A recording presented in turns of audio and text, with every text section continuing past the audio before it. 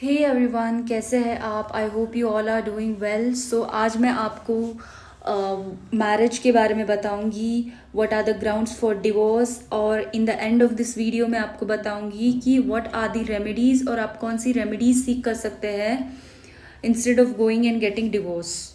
So basically marriage क्या है? Marriage एक ऐसे लॉज है, ये एक पर्सनल लॉज होते हैं जो कि गवर्न किया जाता है बाय आवर इंडियन गवर्नमेंट।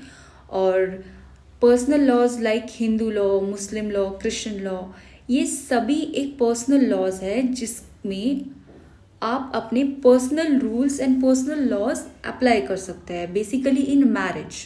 देखिए, for example Hindu marriage act of 1955, then Muslim Dissolution Act of 1933, Special Marriage Act of 1954. So these are the acts and laws जो कि गवर्न होते हैं अलग अलग तरीके से, ठीक है। सो पहला चीज़ ये है कि what are the grounds for divorce. Grounds for divorce क्या हो सकते हैं? जैसे कि हिंदू मैरिज एक्ट ऑफ 1955 हमें ये बताता है, ग्राउंड्स ऑफ डिवोर्स एक्सप्लेन किया गया है सेक्शन 13 में।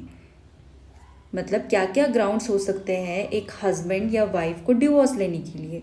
First thing is bigamy. Bigamy मतलब एक से अधिक शादी करना, एक से अधिक बार शादी करना, लाइक 2 और more than 2 times. If a husband is getting married तो this can be also ground of divorce. Next is adultery. Adultery मतलब extra marital affair outside the marriage, ये भी एक डिवोर्स का कारण हो सकता है। Third one is cruelty. Cruelty मतलब harassment, fights between husband and wife which can create a mental sickness, so ये भी एक। Fourth one is desertion. Desertion मतलब ये होता है आपका स्पाउस, हस्बैंड या वाइफ 2 साल से लापता है and they are not at all contacting you, आपने कॉल करके देख लिया, then it can also be a ground for divorce. Then fourth one is mental disorder. आपकी हस्बैंड या वाइफ आर नॉट गुड और उनको मेंटल डिसऑर्डर है and they are not stable, तो ये भी एक ग्राउंड हो सकता है डिवोर्स का। Next is imprisonment. अगर हस्बैंड या वाइफ को 7 साल की जेल है then it can also be a ground for divorce. Last is अगर husband has been caught in a case of rape, then it can also be a ground for divorce. So ये grounds है to seek for a divorce. These are the following grounds for seek a divorce, ठीक है। Next हम देखेंगे मुस्लिम law. Muslim law में divorces कैसे होते हैं और किस प्रकार से होते हैं। देखो, मुस्लिम लॉ क्या है? कॉन्ट्रैक्चुअल बेस मैरिज होता है और उसमें डिवोर्स का तरीका बहुत अलग होता है as compare to Hindu law. तो मुस्लिम लॉ में जो डिवोर्स होते हैं वो होते हैं 3 टाइप्स के। मुस्लिम लॉ में 3 प्रकार से डिवोर्स किए जा सकते हैं, तलाक़ हसन, तलाक़ अहसन और तलाक़ बिद्दत। तलाक़ बिद्दत पहले हुआ करता था जो कि pronouncement of divorce once 3 times, that is talaq talaq तलाक। वो चीज़ अभी अबेंडन की गई है और निकाली गई है by our supreme court under case of Saira Banu versus union of India, तो वो लागू नहीं होती है।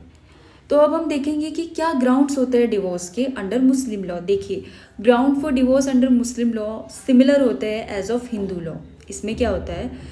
फर्स्ट थिंग इज अगर हस्बैंड फ्रॉम 2 years लापता है and he is not even contacting, not even coming to the house, then ये एक रीज़न हो सकता है डिवोर्स के लिए। Second is maintenance. If husband is not providing any maintenance to wife since 2 years, then ये भी एक ग्राउंड फॉर डिवोर्स हो सकता है। थर्ड वन क्या है? क्रूएलिटी, मेंटल क्रूएलिटी, ये भी एक ग्राउंड हो सकता है डिवोर्स के लिए। सो हमने अभी आज देखा कि कैसे ये डिवोर्सेस होते हैं और उनके क्या रीज़न हो सकते हैं डिवोर्स के लिए।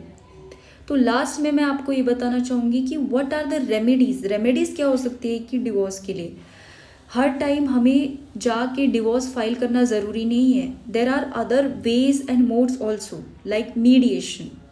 मीडिएशन एक ऐसा प्रोसेस है जो कि कॉस्ट फ्री है and couples can sit together and sort out the issues in a fair manner.